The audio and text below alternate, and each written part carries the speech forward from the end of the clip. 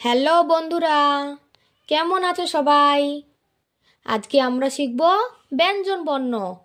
ব্যঞ্জন বর্ণ এর আগের দিন আমরা ধ দন্ত ন এই পর্যন্ত পড়েছিলাম, তাই না?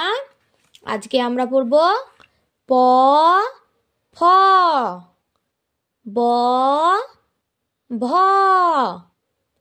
ম অন্তস্থ জ, র ল, ব তালবিস্ব, মূর্ধন্য স, দন্ত স, হ ডয়বিন্দ্র, ঢয়সিন্দ্র, অন্তস্থ,